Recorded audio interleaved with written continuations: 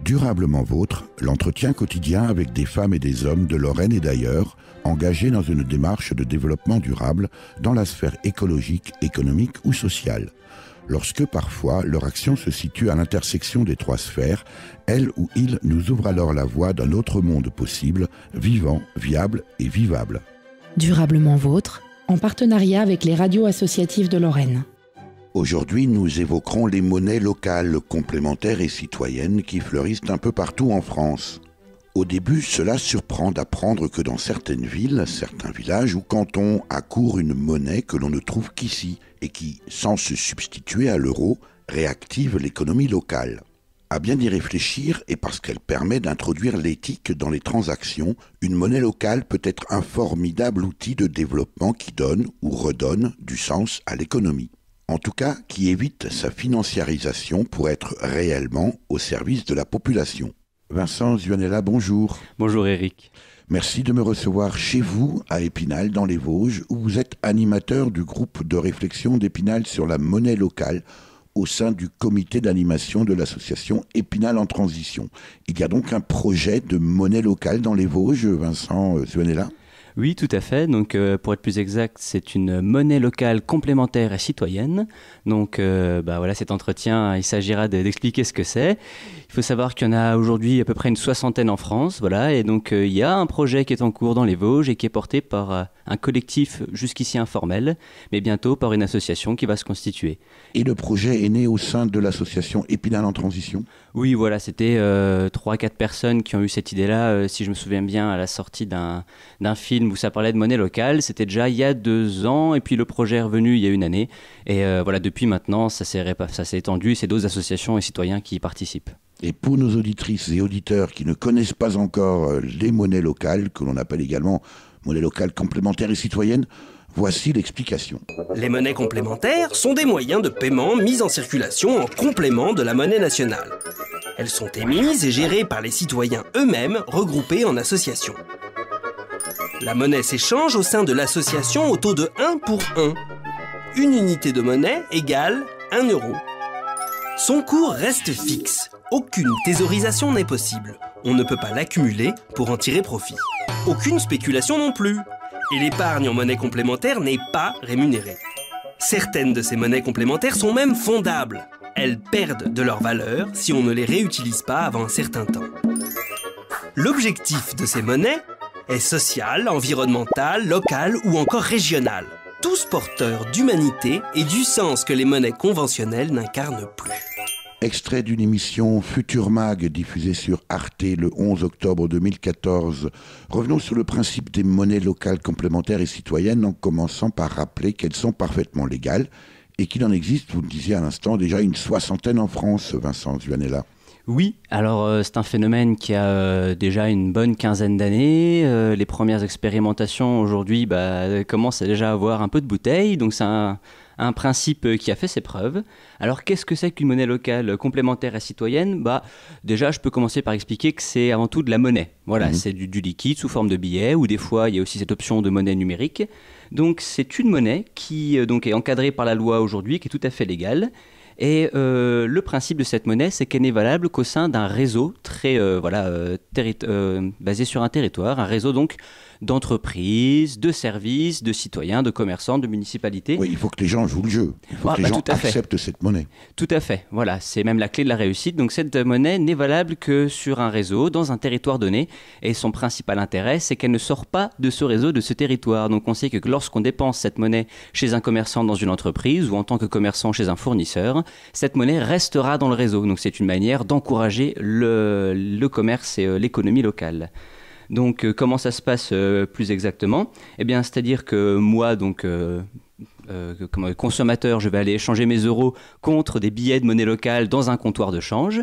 Et avec ces billets-là, je vais pouvoir les déposer les dépenser chez les commerçants agréés. Ces billets sont des vrais billets de banque. Tout à fait, voilà, émis de manière sécurisée, il n'y a pas de souci. Et donc moi, ensuite, cet argent-là, je vais aller le dépenser dans le réseau. Et les euros que j'aurai donnés vont être placés sur un fonds de garantie au sein d'une banque, en général choisie sociale et solidaire, type la Nef par exemple. Et donc, ces euros-là vont garantir la valeur de la monnaie locale complémentaire et vont aussi garantir qu'à tout moment, on peut venir rééchanger sa monnaie locale contre des euros. Alors, évidemment, pour un peu décourager ce geste-là, pour encourager les gens à réinvestir leur monnaie locale dans le réseau, on applique un petit taux de change en général de 2 à 5%. Voilà, donc qu'est-ce qui serait aussi intéressant à dire ? On perd un peu de valeur si on récupère ces euros d'origine. Oui, voilà. Mais alors, il faut savoir que c'est nécessaire au mécanisme pour inciter les gens à faire circuler cette monnaie. Et puis aussi, c'est-à-dire que la somme des cotisations, donc c'est-à-dire que pour utiliser cette monnaie, je dois être adhérent à un réseau, donc je vais cotiser une petite chose. Ensuite, il va y avoir des subventions, il va y avoir ce taux de change. Il peut y avoir éventuellement aussi un petit taux de fonds. Ça, je pourrais revenir plus tard là-dessus. Ce qui fait qu'au final, il y a un petit fonds d'investissement qui se crée. Et donc, l'association qui gère cette monnaie-là, qui, je précise au passage, est tout à fait démocratique. C'est aussi un des enjeux des monnaies citoyennes, c'est que chaque utilisateur de ces monnaies puisse avoir voix au chapitre quant à toutes les décisions qui vont être prises. Et donc en fait, ce petit fonds d'investissement-là que crée la monnaie est aussi un outil de développement local de l'économie et des initiatives sociales et solidaires. Et puis aussi, Vincent Zuelala, peut-être une chose à préciser, c'est qu'en principe, la parité est égale. C'est-à-dire 1 euro vaut une unité de monnaie locale. Voilà, alors ça c'est la loi aujourd'hui qui l'impose et au niveau fiscal, la monnaie locale se déclare tout à fait comme des euros, il n'y a pas de différence pour les commerçants, c'est la même caisse. Voilà, c'est sûr que ça simplifie. Vincent Zuelala, j'ai une question piège pour vous. Connaissez-vous l'origine des monnaies locales ? Oh là, c'est assez ancien. Dans les, pour pas trop remonter assez loin, pour pas remonter à trop loin, il y a les crises économiques donc de la, on va dire, industrielle au 19e siècle où ça arrivait notamment en Angleterre où les employeurs payaient leurs ouvriers en clous. Voilà, à défaut de monnaie, ils payaient leurs ouvriers en clous et ces clous avaient comme objectif étaient destinés à pouvoir ensuite réclamer une paye plus tard quand il y avait un défaut de trésorerie. Donc c'est comme ça que ça a commencé en fait. Alors il y a également l'expérience de Wörgl en 1932 dans le Tyrol autrichien, petite commune en Autriche dans le district de Kufstein qui a fait beaucoup d'émules. Même la Suisse aujourd'hui dispose également de monnaie locale. Oui, alors il faut savoir que concernant ces toutes premières initiatives de monnaie locale, notamment à Wörgl en Autriche, ça a si bien marché qu'au final ça finit par être interdit. Voilà. Mais oui, ça a permis à des villes, à des territoires en crise de ressortir du marasme complètement. Et d'ailleurs, aujourd'hui, c'est en Grèce que ces initiatives sont très nombreuses et prolifiques. Et on peut le comprendre du reste. Oui, tout à fait. Et il y a aussi l'exemple argentin très récemment, où suite à la crise, les citoyens ont juste décidé de créer leur propre monnaie, puisque de toute manière, ils n'en avaient plus. Alors une question qui vient évidemment immédiatement à l'esprit, Vincent Zuelala, c'est que finalement, nous avions en France le franc. C'est une question ? C'est une question. Préciser parce que je ne saurais pas. Eh bien, jusqu'à présent, nous avions le franc. On est actuellement en train de réfléchir. Il y a des mouvements qui réfléchissent aujourd'hui à la création du Copec, qui serait une monnaie locale française. Mais est-ce qu'il n'y a pas aussi un risque finalement de repli sur soi à travers des monnaies locales ? Bien, il y a un risque si le repli sur soi il est culturel et identitaire, et ça oui c'est regrettable, mais finalement un repli économique, oui ça ne peut être que bénéfique, c'est moins de transport, c'est plus de résilience, et aussi un pouvoir démocratique plus grand sur notre vie. En somme, et c'est le cas de le dire, l'objet d'une monnaie locale complémentaire et citoyenne, c'est de lui redonner son sens originel. Avec une monnaie locale, on va mettre des critères. On ne va pas acheter n'importe quoi, on ne va pas acheter n'importe qui. On va le faire suivant des règles, donc pas n'importe comment. Et ça ne va pas être n'importe où, puisque c'est dans un bassin de vie. L'économie a éliminé toute question morale. Mais en quelque sorte, les monnaies locales remettent en disant, oui, ce prestataire, on peut le dire de la façon la plus simple, ce prestataire, c'est quelqu'un de bien. Ce qu'on va manger, c'est bien. La façon dont il produit, c'est bien. La façon dont il vend, c'est bien. La façon dont il traite ses employés, c'est bien. La façon dont il traite ses clients, c'est bien. Et comme c'est bien, alors, nous vous incitons à aller chez lui. Durablement vôtre, Éric Mutschler. Dans cet extrait du documentaire intitulé « L'urgence de ralentir », réalisé par Philippe Borel et diffusé sur Arte en 2016, Tout est dit par le philosophe Michel Lepezan, cofondateur de la monnaie locale complémentaire, la mesure, mise en place dans la ville de Romans-sur-Isère, dans le département de la Drôme, Vincent Zuenella. Oui, alors c'est intéressant ce qu'il disait, on a bien compris qu'il parle ici d'éthique, de morale, car c'est quelque chose que j'ai pas eu l'occasion de dire précédemment, mais un des points les plus importants des monnaies locales est qu'elles sont fondées sur des chartes écrites par les citoyens, leurs utilisateurs. Et c'est là tout l'intérêt d'une monnaie locale, c'est qu'elle est éthique et qu'elle correspond à des valeurs qui tiennent à cœur aux gens et au territoire. Donc tout à l'heure, vous me posiez la question de savoir quelle était la différence avec le franc. Eh bien là est toute la différence, c'est que les monnaies locales sont basées sur des chartes éthiques et l'on sait lorsqu'on dépense sa monnaie dans un commerce que cette monnaie sera elle-même utilisée au sein de ce réseau éthique et profondément social et solidaire, ce que n'est pas le franc ou l'euro aujourd'hui. On sait que lorsqu'on dépense 1 euro, il peut être utilisé à tout et n'importe quoi, acheter de la drogue, des armes ou financer des campagnes présidentielles, c'est peut-être pas ce qu'on souhaite. Donc là effectivement, Michel Lepezan parle ici de l'éthique, de la charte qui est à la base de ces monnaies locales. Et en fait, une fois qu'elle est rédigée, cette charte, donc ici dans les Vosges, nous venons juste de finir la rédaction de notre propre charte à nous. Une fois qu'elle est rédigée, on va aller choisir les commerces, les entreprises, les services qui sont en accord avec cette charte et qu'on a envie de soutenir et dans lesquels on a envie de dépenser notre argent. Ça veut dire que c'est un partenariat entre le collectif ou l'association qui lance cette monnaie locale, en l'occurrence ici dans les Vosges, et puis les commerçants, les entreprises qui participent à la démarche. C'est un travail de collaboration finalement. Un travail de collaboration et surtout c'est un engagement de toutes les parties. Il ne s'agit pas que ce soit un engagement uniquement des commerçants, des entreprises, mais c'est aussi un engagement des citoyens, des consommateurs et des collectivités qui vont encourager ces cercles vertueux.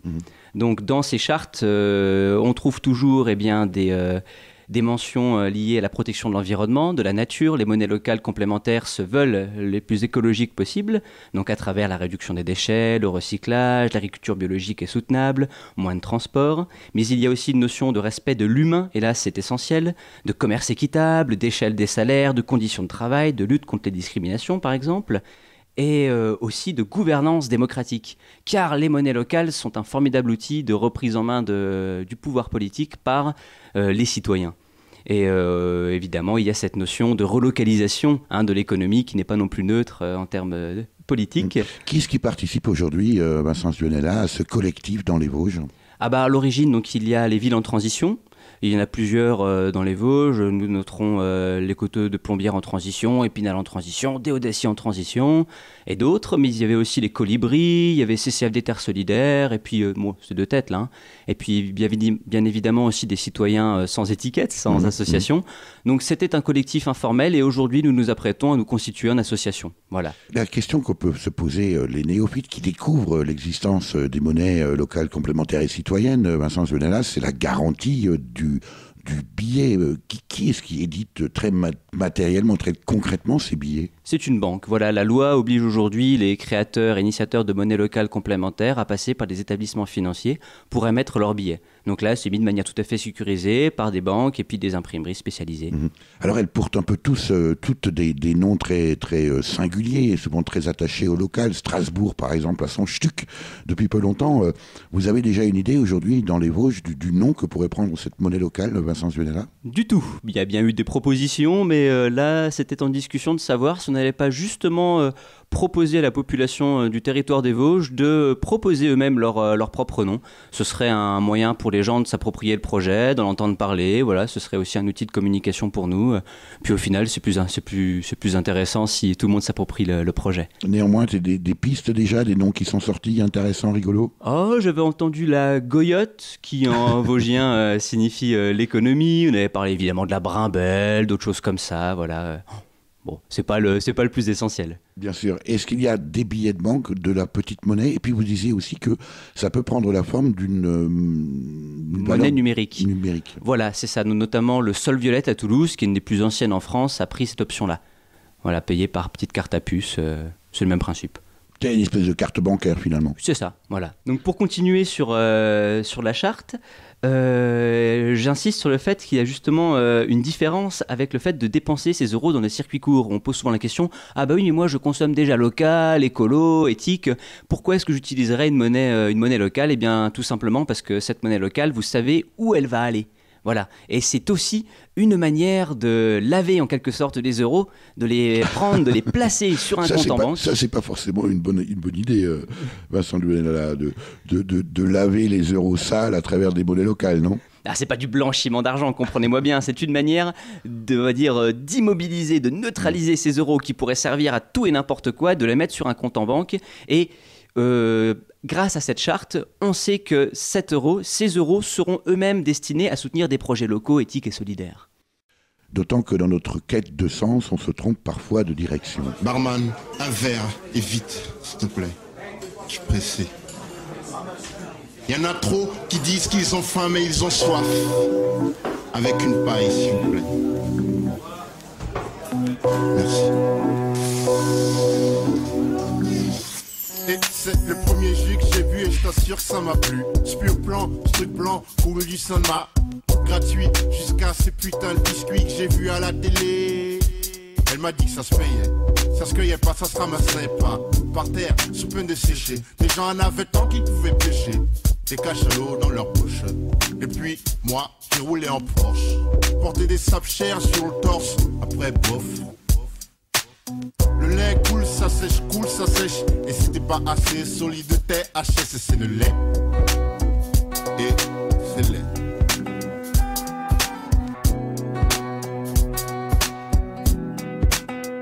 Je voulais du lait. J'étais petit, je rêvais qu'il pleuvait du lait. Je voulais du lait. Je m'étais pas dit que c'était aussi laid. Je voulais du lait. J'étais petit, je rêvais qu'il pleuvait du lait. Je m'étais pas dit que c'était aussi laid. Le lait, trop veut tremper le cul dans le liquide. Ignore, c'est comme avoir le trou du cul dans de l'acide. J'ai fini avec un colon d'acier à force de chier des sentiments pour chaque centime. Ainsi dans le ghetto, les jeunes se tuent comme des pros. Déçus d'avoir su trop tôt que c'était pas la solution. Et si tu crois ça, elle et ne partage pas, t'assumeras comment ça se passera avec eux. Car y'en a jamais assez. Toujours quelqu'un assoiffé, jamais assez. Et si t'as 5 verres de lait, fais gaffe à celui qui en a 4. Tout comme celui qui en a 6, t'accuses de faire du vice. Ça se trouve, tu fais même pas exprès. Je sais pas que t'es stress. Quand ta meuf veut ses tresses, c'est le lait. Les gens veulent le gueule fort lorsqu'ils on se cache. Comme une honte, c'est le lait. Car avoir du lait, c'est lait.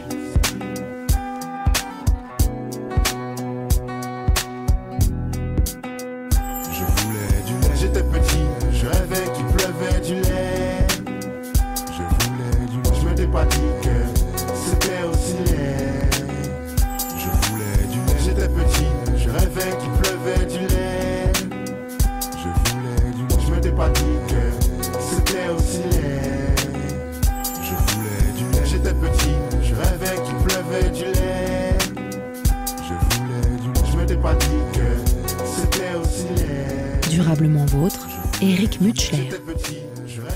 C'était le rappeur malien Abdoulaye Diarra, alias Oxmo Puccino, surnommé le Black Jack Brel, ici avec le titre Le lait, L-A-I-D, un jeu de mots bien sûr avec le liquide, un extrait de l'album L'amour est mort, sorti en 2001. Pourquoi le choix de ce titre, Vincent Zuanella ? Bien, tout d'abord parce qu'Oxmo Puccino, c'est un artiste que j'apprécie beaucoup, et puis que, vous l'avez bien souligné, le lait ici, c'est une métaphore de l'argent, et il l'aborde d'une manière qui est assez originale dans le monde du hip-hop, voilà, en notamment disant avoir du lait, c'est lait. On est avec vous, Vincent Zuanella, sur la thématique des monnaies locales, notamment ici dans les Vosges. L'autre intérêt aussi de ces monnaies locales, c'est de relancer l'économie. Tout à fait, il ne faut pas sous-estimer leur pouvoir, c'est loin d'être un gadget pour bobo, les endroits où elles fonctionnent bien, les résultats sont assez incroyables. Alors comment est-ce que ça relance l'économie ? Eh bien déjà parce qu'elle tourne beaucoup plus vite que l'euro. Il faut savoir que l'euro, entre deux passages à la banque, il va créer 2,4 fois sa valeur, quelque chose comme ça, alors que les monnaies locales complémentaires, elles, tournent jusqu'à 6, 8, voire 12 fois plus rapidement. Donc là, on sait qu'aujourd'hui, que l'argent, c'est pas vraiment sa valeur sa valeur numéraire qui fait l'intérêt, c'est surtout le nombre de fois qu'il circule qui fait la richesse. Donc ce sont des monnaies qui circulent très vite. Et donc quel est l'intérêt pour un commerçant d'accepter cette monnaie locale? Eh bien évidemment d'avoir de nouveaux clients, des gens qui ont ce désir de venir dépenser leur argent dans un circuit dont les valeurs leur correspondent, donc ça va lui amener de nouveaux clients. Je crois qu'il y avait eu des études qui avaient été faites qui montraient que les commerces qui acceptaient ces monnaies avaient à terme 2 à 3% de chiffre d'affaires en plus, ce qui n'est pas négligeable. Et puis aussi, ça crée des systèmes beaucoup plus résilients. On voit bien aujourd'hui qu'en fait, on a une sorte d'écosystème monétaire qui est très faible, avec des monnaies qui sont toutes interconnectées dans le monde, qui sont très peu diversifiées. Au final, on a une seule monnaie pour toute l'Europe. Et dès qu'il y a une crise, tout s'écroule. Alors qu'avec ces monnaies locales complémentaires, on peut faire le parallèle avec la biodiversité, c'est que comme il y a une diversité de monnaies et de systèmes de petits cercles résilients entre eux, il y a une beaucoup plus grande résistance aux crises. En même temps, Vincent Zounala, on a créé l'Europe sur la base aussi de l'euro, précisément pour harmoniser les échanges et les activer. Est-ce que ça ne vient pas heurter précisément cette volonté d'une monnaie unique en Europe, par exemple? Eh bien non, parce qu'on parle bien de monnaie complémentaire. Le but ici n'est pas de remplacer l'euro, car l'euro, il nous sert à faire nos économies, pour acheter nos voitures, nos maisons. Il est bien pratique aussi pour voyager. Non, là, l'intérêt ici, c'est de créer une monnaie qui puisse servir les échanges du quotidien et l'économie réelle. Est-ce que finalement, Vincent Zounala, la véritable question, c'est pas aussi une forme de financiarisation de l'économie aujourd'hui et une certaine confusion que nos concitoyens entre l'économie et la finance, précisément? Est-ce qu'on ne pourrait pas imaginer que finalement on donne une charte éthique aussi finalement à l'euro?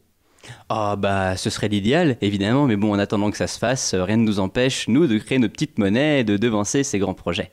Alors comment réagissent les acteurs économiques dans les Vosges, Vincent Zounala, par rapport à ce projet?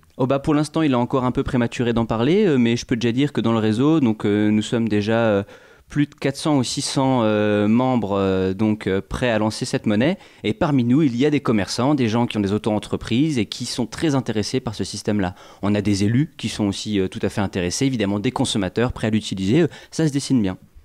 Et donc ensuite, pour continuer sur l'intérêt économique, en ce qui concerne les utilisateurs, il y a une véritable augmentation du pouvoir d'achat. Par exemple, à Toulouse, ils ont décidé que lorsque je vais échanger mes euros contre des sols violettes, j'ai une bonification de 5%. On me donne 5% en plus de la valeur de mon billet. C'est pas inintéressant.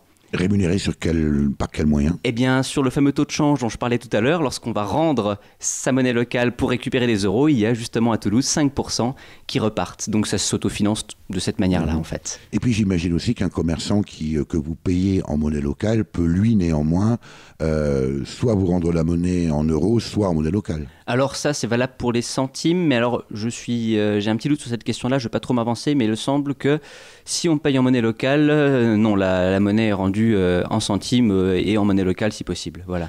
On peut imaginer, Vincent Zounala, qu'un touriste, ils sont nombreux dans les Vosges, qui viennent consommer localement, qui vont acheter leur pain ou leurs aliments localement, et bien finalement doivent laisser l'argent qu'on leur a rendu en monnaie locale dans l'économie locale.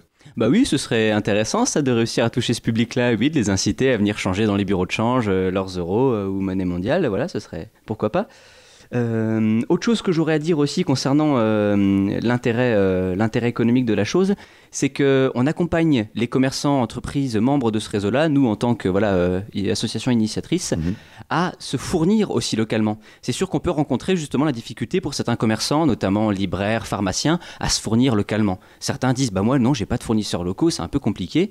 Alors on leur propose des solutions. On va leur dire déjà vous pouvez vous-même être comptoir de change pour écouler cette monnaie en trop. Vous pouvez payer vos employés en partie avec s'ils sont d'accord. Vous pouvez éventuellement, si la mairie est d'accord, payer vos impôts locaux sous forme de cette monnaie-là. Et aussi, on peut vous accompagner, quel que soit votre commerce, à aller trouver des fournisseurs locaux pour créer une boucle économique. Les monnaies locales complémentaires, en fait, c'est cultiver la diversité monétaire comme il y a de la biodiversité dans une forêt afin d'en amortir les chocs inhérents au système en place. C'est-à-dire passer d'une monoculture monétaire à un écosystème monétaire. Donc permettre, même encourager, l'émergence de différentes monnaies pour différents usages qui permettent plus de flexibilité et plus de capacité d'adaptation d'une communauté ou d'une économie donnée dans le monde actuel. Je prétends que chacun des problèmes importants que nous avons actuellement, il y a moyen de concevoir une monnaie qui réduit l'importance de ce problème, que ce soit le problème de l'emploi, que ce soit le problème du vieillissement de la population, que ce soit le problème écologique, tout ça a des solutions d'innovation monétaire. Bon. Et c'est ce qu'on commence à faire. Éric Mutschler, Durablement Vôtre. C'était Bernard Litter, économiste et ancien directeur de la Banque centrale de Belgique dans l'émission Futur Mag déjà citée, qui apporte de l'eau à votre projet de création d'une monnaie locale complémentaire dans les Vosges, Vincent Zwanella. Oui, car comme il le dit très bien, un des intérêts de cette monnaie locale est aussi de lutter contre la spéculation et les travers de la finance. Pour faire un petit poids un peu sur notre situation aujourd'hui, je peux peut-être dire que 15% seulement de l'argent en circulation est créé par les banques centrales, c'est-à-dire 15% de l'argent est sous forme de billets ou de pièces. Et c'est bien connu que tout le reste, 85%, est créé au moyen de crédits bancaires par des banques privées. Donc une monnaie de crédit, c'est une monnaie qui se détruit au fur et à mesure qu'on la rembourse. Donc on voit bien les problèmes que ça peut causer. C'est que si tout le monde remboursait ses prêts, ses crédits au même moment, il y aurait 85% de monnaie en moins dans le réseau. Ça pourrait poser quelques petits soucis. La question de la monnaie, Vincent Zwanella, est finalement une question assez complexe, y compris pour les économistes eux-mêmes, non ? Oui, alors c'est quelque chose qu'on pourrait imaginer que la monnaie, l'économie, c'est très compliqué. Mais moi, personnellement, j'y connaissais encore rien il y a 8 mois et j'y connais toujours rien. Mais ça ne m'a pas empêché d'aller me documenter, me renseigner sur ces projets-là. Et aujourd'hui, d'être capable, avec de nombreuses autres personnes qui sont exactement comme moi, de mettre en place ce projet. Et en général, les monnaies locales complémentaires sont mises par des gens comme vous et moi qui n'ont pas spécialement de compétences là-dedans. C'est pas si sorcier que ça. Est-ce qu'il n'y a pas un peu un paradoxe entre le fait que ce soit, allez, on va dire globalement, les écolos, pour faire très global, ou en tout cas les gens qui s'intéressent à ces démarches alternatives, est-ce qu'il n'y a pas un petit paradoxe assez amusant finalement de vous voir réinvestir finalement le champ de l'économie dont on cherche plutôt en général à se sortir? Ah bah c'est oui, c'est sûr que ça nous arrive très souvent dans nos réunions, dans les assemblées générales, d'avoir des témoignages de gens qui disent « Oh, vous savez, moi l'argent, c'est pas vraiment mon fort ». C'est sûr qu'a priori, c'est pas le cheval de bataille de beaucoup d'entre nous, mais à constater les dysfonctionnements du système financier et monétaire actuel et à voir les défis à relever, on n'a pas d'autre choix que de se relever les manches, même si on n'a pas envie. Et alors, on va revenir avec vous, Vincent Zwanella, sur cet aspect non spéculatif de la monnaie locale. Oui, tout à fait, parce qu'il faut savoir qu'une monnaie locale, c'est 100% de l'économie réelle. Voilà. Quelque chose qui est assez choquant, c'est de savoir que 2 à 3% seulement de l'argent aujourd'hui sert l'économie réelle, c'est-à-dire les salaires, les échanges de biens de consommation, d'outils, de machines, le développement des entreprises, la santé ou l'éducation, bref, la vie de tous les jours.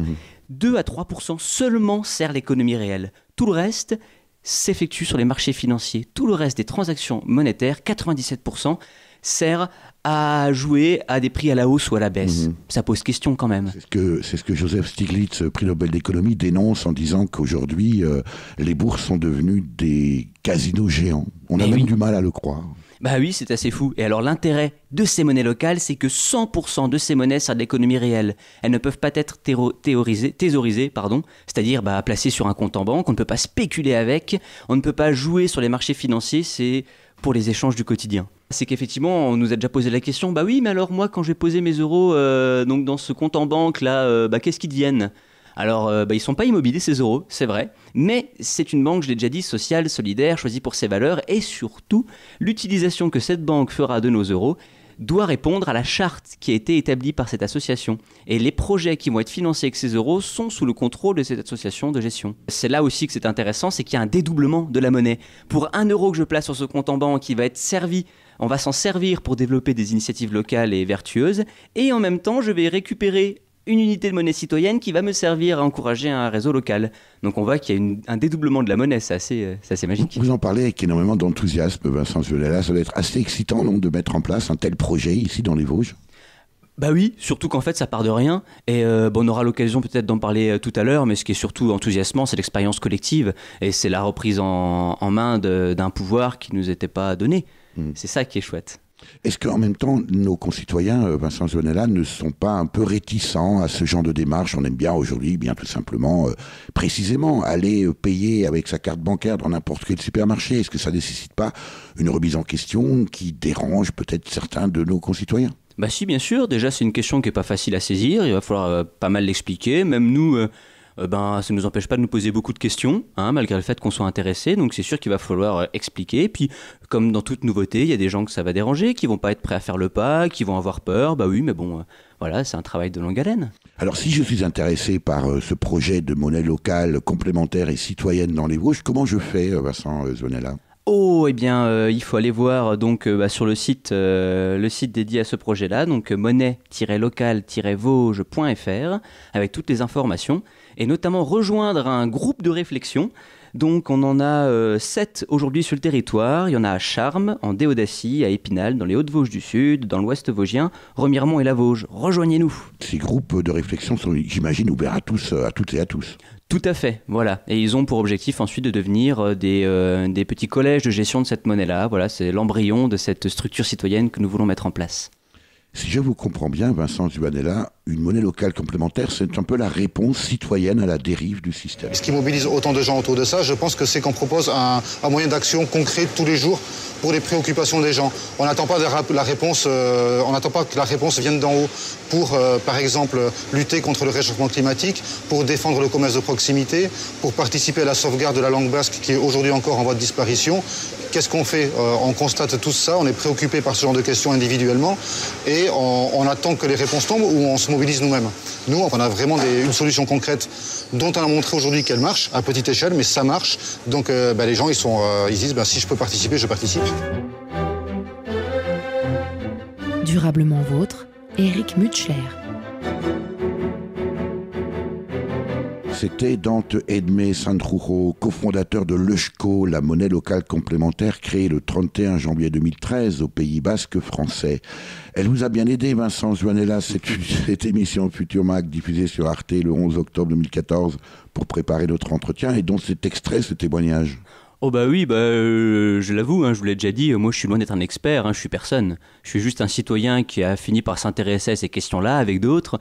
Et on a pris les sources d'informations qui étaient à notre disposition, des livres, des vidéos, les expériences. On s'inspire évidemment beaucoup des expériences de monnaie locale en France. Donc pour les gens qui veulent en savoir un peu plus, je vous dirige vers cette émission, elle est excellente. Et ce qui vous a beaucoup motivé aussi dans votre parcours et dans votre travail, dans votre réflexion, Vincent Zuanella, c'est ce rapport à la démocratie et le pouvoir que redonne cette monnaie locale à toutes et à tous. Tout à fait. D'ailleurs, c'est assez étonnant de remarquer que dans tout le cercle des gens qui sont intéressés par ce projet, chacun y vient avec différentes envies, différents rêves, et beaucoup sont poussés avant tout par cette envie de démocratie. Parce qu'il faut savoir que ces monnaies citoyennes-là, leur ambition, c'est aussi de redonner le pouvoir dans les mains des citoyens et d'être gérées le plus démocratiquement possible par leurs utilisateurs. C'est un laboratoire d'invention, de projets collectifs, et c'est ce qui est grisant. Moi, je le disais, j'y connaissais encore rien il y a 7 mois. J'y suis venu un peu par hasard, j'ai découvert ça. Comme dans toute association, quand on commence à s'y mettre, il y a du travail par au-dessus de la tête, donc on est vite sollicité, et puis on se laisse prendre au jeu. Et c'est vrai que cette expérience collective-là, c'est moi de loin ce qui me plaît le plus. Et c'est vrai que ce rapport au pouvoir, maintenant qu'on y réfléchit, qu'on en parle avec vous, Vincent Zuanella, finalement, la fonction de battre monnaie, déjà au Moyen-Âge, était synonyme de pouvoir du seigneur sur le plan de son territoire.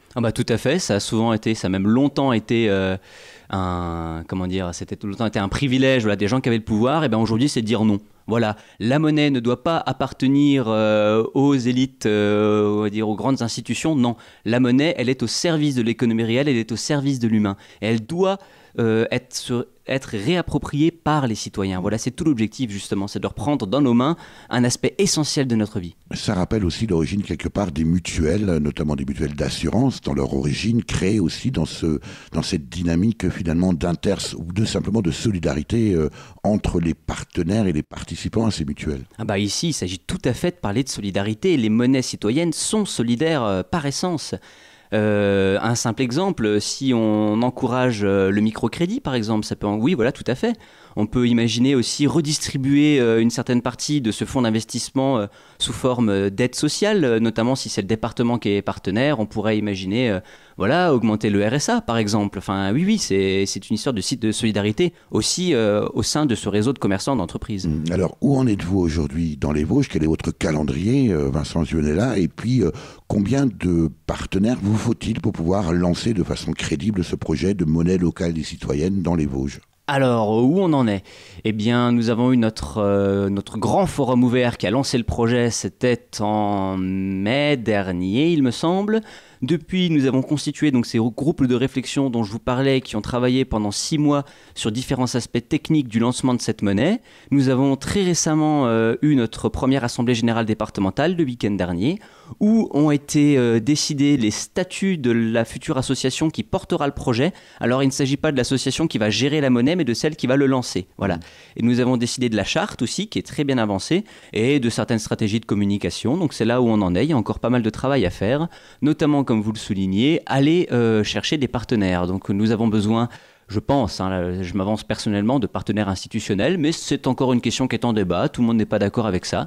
Voilà, donc ça pourra passer par demander l'appui de collectivités territoriales avec tous leurs services, mais aussi, surtout, on a besoin des citoyens. Voilà, il faut savoir que c'est une monnaie qui ne tournera pas si elle n'est pas utilisée. C'est un véritable bulletin de vote et son succès dépendra du nombre de personnes qui l'utiliseront. Donc oui, nous avons besoin de tout le monde. Nous avons besoin de consommateurs, nous avons besoin d'artisans, d'entreprises, de commerces. Et si je veux, moi, en tant qu'artisan, par exemple, ou tant que commerçant, manifester mon intérêt, encore une fois, je viens tout simplement vous voir à travers des groupes de travail, des groupes de réflexion, et oui, j'adhère à cette charte. Oui, oui, tout à fait. Et même sans forcément venir participer au groupe de réflexion, parce qu'on comprend bien que c'est beaucoup de travail, voilà, ça peut être tout simplement nous manifester votre soutien en nous contactant. Donc on a donc un site internet dont j'ai donné l'adresse, monnailelocalvauge.fr, et puis aussi une adresse mail, donc contact@monnailelocalvauge.fr. Donc voilà, contactez-nous, on vous donnera toutes les informations que vous désirez. Dans le meilleur des mondes de Vincent Zuanella, on verra ces premiers billets, on ne sait pas encore le nom, de monnaie locale dans les Vosges. Quelle échéance ? On ne se donne pas vraiment d'échéance précise parce qu'on essaye surtout de construire un projet qui est solide, qui tient la route, qui nous correspond. Donc faut pas trop se hâter. Mais bon, on pense que d'ici 1 an et demi, 2 ans déjà, voilà, elle pourra être lancée parce qu'il y a beaucoup d'étapes encore à franchir. Finalement, une monnaie locale, Vincent Zuanella, c'est une quasi-philosophie de vie. J'ai mon lot d'angoisse qui pèse au-dessus de ma pomme. J'ai le cœur gris et la vie monotone. Je ne suis pas fier d'être un homme avec son couteau et sa bite toute conne. Je fume de l'herbe et je bois du rhum pour égayer mes quelques neurones. Ma joie se décompose en 2 tomes. Les matins sans voix, les soirs affolent. Je voulais t'aimer mais y'a qui dirait comme une épine dans le pied, un vide qui résonne. Entre moi et l'amour, si peu d'atomes crochus, le temps qui détruit mes hormones. J'ai cru comprendre que la vie est une somme de coups tordus qui se pèsent en tonnes. Où est-il Dieu que je le traîne au prud'homme? J'ai rien signé, entre nous y'a mal donne. Je rêvais ma vie comme Huckleberry ou Tom, plein d'aventures et l'école qui buissonne. Anéantir les moulins du royaume, être un héros comme Quichotte. J'ai mon lot d'angoisse qui pèse au-dessus de ma paume. J'ai l'humeur grise et la vie monotone. Je ne serai jamais, jamais fier d'être un homme avec sa raison qui déraisonne. Je voulais devenir fin gastronome, bouffer la vie quand le bonheur rayonne. Mais le temps passe, c'est pas des sans-arômes, des rois, des riens, c'est moi qui ai la couronne.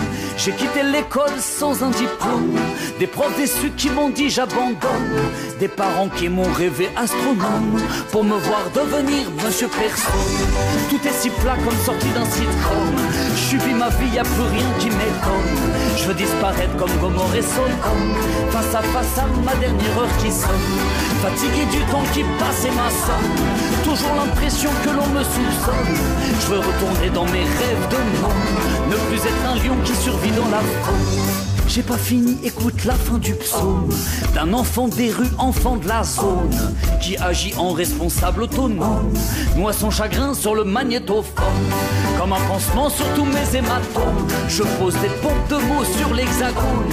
Ma devise calée au métronome, liberté, égalité et microphone. Ça évitera bien des violences, ça t'évitera de faire violence, ça m'évitera de te faire violence. Ça t'évitera de me faire violence. Ça t'évitera bien de violence. Ça t'évitera de me faire violence. Ça m'évitera de te faire violence. Ça évitera bien de violence. Ça t'évitera de me faire violence. Ça m'évitera de te faire violence.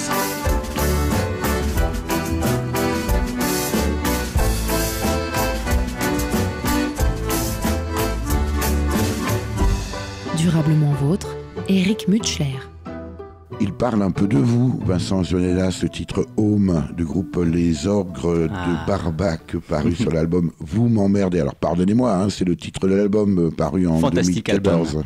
Oh bah il commence déjà à être un peu connu les Ogres, mais pour ceux des auditeurs qui ne les connaissent pas, je ne peux que vous conseiller d'aller écouter ce qu'ils font, c'est juste formidable. Moi c'est mes dieux musicaux. Qu'est-ce qui vous a amené à la monnaie locale complémentaire et citoyenne, Vincent Zonella ?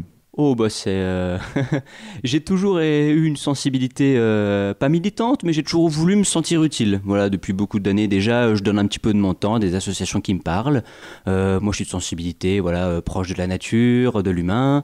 Donc j'avais rejoint il y a 1 an donc cette association qui est Épinal en transition, sans savoir ce qu'était la transition, mais parce que je savais qu'ils faisaient des projets assez intéressants, les bacs incroyables comestibles, les ateliers d'autoconstruction, voilà, des ateliers qui visent à la résilience. Ça m'avait l'air d'être une philosophie assez sympathique, donc pour voir ce qu'il en était, je suis allé les rejoindre, dire bonjour, voir ce qui se passait, et puis très rapidement, ils m'ont dit qu'il y avait ce projet de monnaie locale. J'ai assisté à une première réunion juste pour m'informer, puis au final, je me suis retrouvé pris dans l'engrenage parce que c'était assez grisant. Notamment, moi, ce qui me pousse, c'est l'engagement citoyen. C'est ça, en fait, c'est d'avoir cette envie de faire bouger les choses, de ne pas rester passif. Il y a un sentiment d'injustice qui me saisit. Moi, quand je regarde un petit peu tout ce qui se passe autour de nous, ça me préoccupe. Et personnellement, je ne me sens bien avec ce monde-là que quand je passe à l'action. Voilà, j'ai besoin de faire quelque chose, j'ai besoin de me sentir utile pour pas se morfondre dans l'inaction. Et c'était pour moi un fantastique moyen d'expérimenter. Comme j'en parlais tout à l'heure, je découvre, j'apprends énormément. J'apprends ce qu'est la démocratie participative, les décisions par consentement, consensus. J'apprends ce qu'est une élection par tirage au sort. J'apprends comment gérer une réunion, comment gérer un collectif. Je me rends compte aussi que, on a beaucoup de force, nous citoyens. Si on se rassemble, on peut faire des choses fantastiques. Parce que là, il faut dire que ce sont des projets assez ambitieux, de grande ampleur, qui naissent de rien du tout. Pour autant, Vincent Zonella, la monnaie locale, c'est une approche très technique. C'est très loin de votre profession, votre métier aujourd'hui. Oui, alors pour resituer, c'est vrai que moi je suis de formation artistique, graphiste de formation ensuite, et puis je bossais notamment dans le milieu de l'environnement, pour des parcs nationaux, pour l'ONF, voilà, c'était quelque chose qui me tenait à cœur, la protection de la nature. Et puis là, depuis quelques années, je me suis redirigé vers le social, un peu par hasard, mais ça me plaît aussi beaucoup. Je suis animateur multimédia au centre social Léo Lagrange à Épinal. Donc c'est loin de ma formation originale, mais ça me plaît aussi énormément. On est là encore dans un travail militant. Donc c'est vrai que c'est très loin de ce sujet des monnaies locales, mais c'est aussi ça l'intérêt de ces engagements citoyens, c'est qu'on apprend. Voilà, et sans y connaître rien à la base, ça nous incite à nous informer, à aller débattre, à aller discuter, voilà. S'ouvrir l'esprit. Est-ce que vous pensez, Vincent Zonella, que ce type d'initiative, alors vous en citiez d'autres, mais on est en train de parler ici avec vous de la monnaie locale, est-ce que vous pensez que cela va, j'imagine que oui, pour vous en tout cas, fondamentalement changer les choses, ou est-ce que ça risque de rester un peu à la marge, de façon un peu sympathique, un peu folklorique quasiment ? C'est en débat, on en parle souvent. C'est vrai que de toute manière, on est souvent confronté à ces questions-là, quel que soit l'engagement qu'on a, que ce soit dans l'humain, que ce soit dans l'économique, dans l'environnemental, dans les médias. Quand on se bat pour quelque chose, on ne sait jamais vraiment à quoi ça va aboutir. On a des périodes, j'imagine que c'est tout le monde qui a cet engagement-là, des périodes de haut et de bas. Des fois, on va se dire « Ah, c'est génial, on va tout changer pour peu que ça marche un petit peu. Ça y est, on a ça au bout de nos mains. » Et puis des jours, on va se dire « Mais à quoi bon ?» Au final, j'essaie de pas trop me poser de questions. J'ai le sentiment de faire quelque chose de positif, porteur d'espoir. En ce qui concerne les monnaies locales, ça marche. C'est pour ça aussi que c'est enthousiasmant. C'est parce qu'on sait que là où ça fonctionne, les effets sont assez formidables. Donc oui, ça vaut le coup. Mais non, pour répondre à votre question, quand même, non, je pense que l'effet peut être assez important. Vous aviez le choix en rencontrant, en adhérant à l'association Épinal en transition, Vincent Zonella, de finalement prendre en charge peut-être d'autres secteurs. Qu'est-ce qui vous aurait intéressé si vous n'étiez pas engagé comme vous l'êtes aujourd'hui dans les monnaies locales ? Mais je suis engagé dans plein d'autres choses à côté, c'est ça qui est terrible. Donc au sein d'Épinal en transition, je suis membre du comité d'animation. Notamment, on a le projet d'établir un guide du consommateur. C'est-à-dire ce serait un guide qui serait là destiné aux environs d'Épinal, qui puisse diriger les gens vers des endroits où se fournir, consommer de manière éthique. Donc ça rejoint la monnaie locale. À côté de ça, on a des incroyables comestibles que je suis de loin. Et puis je suis aussi, il se trouve, bénévole actif dans une autre association qui est Est Solidarité aux étrangers, où je tiens des permanences pour aider les demandeurs d'asile notamment. Voilà. L'invité de Durablement Vôtre, coup de gueule ou coup de cœur ?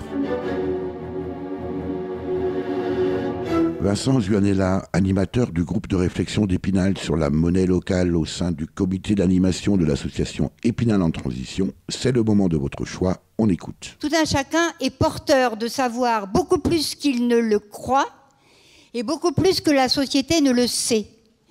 Et il est porteur d'ignorance, beaucoup plus qu'il ne le sait et beaucoup plus que la société ne le croit. Si on est d'accord avec ce postulat, si on n'est pas d'accord, bref, on a fini. Il y a des gens qui pensent qu'ils savent tout, hein, ils sont un peu dangereux. Il y a des gens qui croient qu'ils ne savent rien, c'est terrible.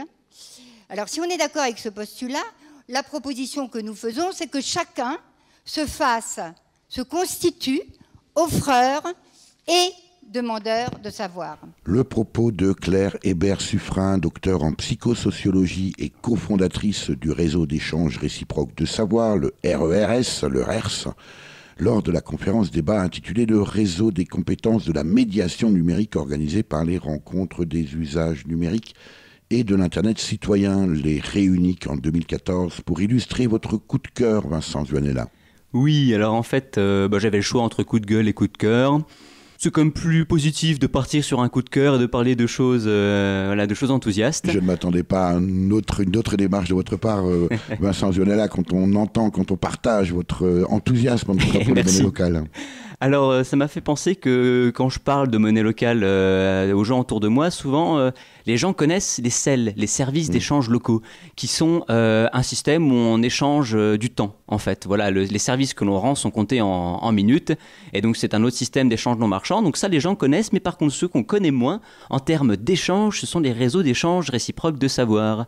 Alors ça, j'ai découvert ça dans mon milieu professionnel, donc je le disais, je suis donc animateur dans un centre social, et donc les réseaux d'échange de savoir, c'est assez fantastique. C'est une initiative de Claire Hébert-Suffren qui qui bossait dans l'éducation nationale et qui, avec ses élèves, a eu, alors je ne saurais plus vous dire ça remonte à combien de temps, cette idée de mettre en valeur leur savoir. Elle partait du principe, comme elle l'explique, que tout le monde a quelque chose à enseigner aux autres, que personne n'est ignorant, personne n'est inutile, les savoirs de chacun sont extrêmement précieux. Et qu'en plus, c'est quelque chose qui ne prend que de la valeur et qui ne se déprécie pas lorsqu'on le consomme. Tout à fait, vous le dites très bien. Et elle s'est rendue compte, en fait, en proposant à ses élèves de trouver quelque chose à enseigner aux autres, que ça les valorisait terriblement, ce qui est évident, et que cette valorisation se ressentait de manière extrêmement positive sur leur comportement, leur envie d'apprendre. Parce que le principe d'un échange de savoir, c'est qu'on va venir dire « Ok, moi je peux enseigner ceci, cela », et si on pense qu'on ne sait rien, la personne qui anime le réseau nous dit « Mais non, on va faire le tour avec vous de ce que vous savez faire, on va bien trouver quelque chose ».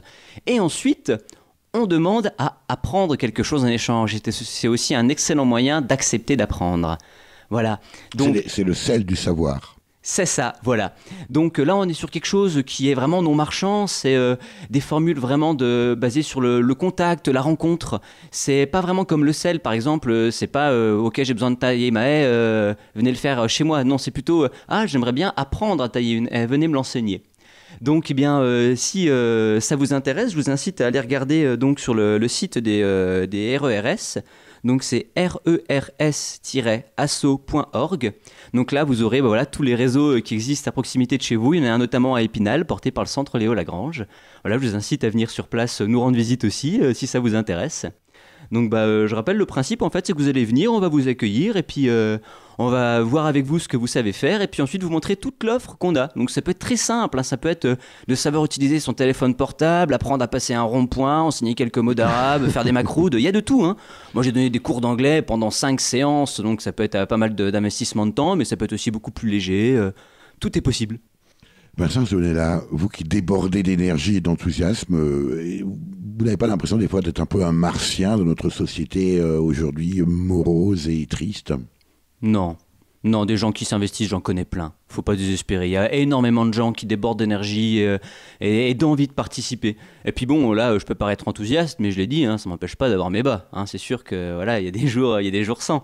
Mais non, il y a une belle énergie citoyenne aujourd'hui, on le voit dans tous les sens, ça pétille. Alors précisément, ça pétille, on parle souvent, dans cette émission, on fait souvent référence au film Demain, il y a effectivement plein de myriades comme ça d'initiatives, et pour autant, j'ai envie de dire que ça ne prend pas, ça ne se cristallise pas encore suffisamment aujourd'hui pour basculer dans le réellement effectuer, réaliser cette transition. Bah non, c'est pas vrai. C'est juste silencieux, ça prend peut-être un peu plus de temps, mais il y a des endroits en France qui y sont complètement. Par exemple, le village d'Ungersheim, en Alsace, qui est une ville modèle de transition. Eux, ils ont réussi à accomplir des choses fantastiques. Et d'autres villes, notamment au Royaume-Uni, et même partout dans le monde, il y a des choses très belles qui se passent, simplement on n'en parle pas trop. Et oui, ça reste minoritaire pour le moment, mais ça commence.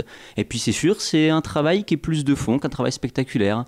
On n'est pas dans les grands discours, dans les grandes réformes, dans la politique spectacle. Non, on est dans un travail citoyen silencieux comme de l'herbe qui pousse. Ça grandit quand même si on l'entend pas.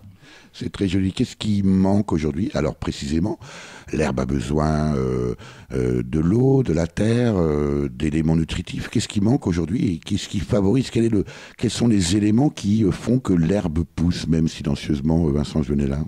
Moi, je dirais déjà qu'il manque de réseau. Il y a beaucoup d'initiatives, comme je disais, mais qui souvent s'ignorent les unes les autres, pas consciemment, mais simplement on ne sait pas que ça existe à côté de chez nous. Puis c'est un gros travail aussi, quand on est investi dans une asso, il y a pas mal de tâches à prendre en compte et aller voir les autres, communiquer, organiser les choses ensemble, c'est pas mal énergivore, donc on le fait pas trop. Ça pourrait vraiment nous aider de plus se mettre en réseau. Éteindre sa télé?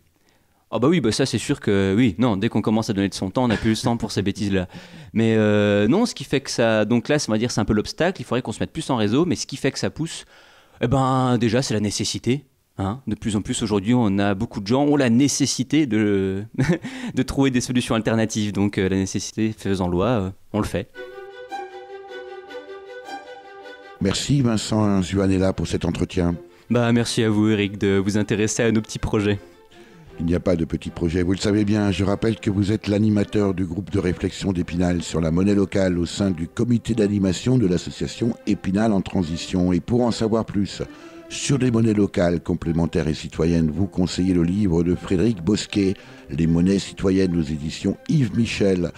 Concernant l'association, rendez-vous sur le site épinal-en-transition.fr et plus spécifiquement sur le projet d'une monnaie locale complémentaire et citoyenne dans les Vosges, rendez-vous sur monnaie-locale-vosges.fr. Pour réagir à cette émission, nous proposer des invités ou des sujets, écrivez-nous à contact@durablementvôtre.fr. Si vous aimez la radio et si vous souhaitez occuper utilement un peu de votre temps libre, quelles que soient vos compétences, rejoignez l'équipe de bénévoles de l'émission Durablement Vôtre en écrivant à contact@durablementvôtre.fr.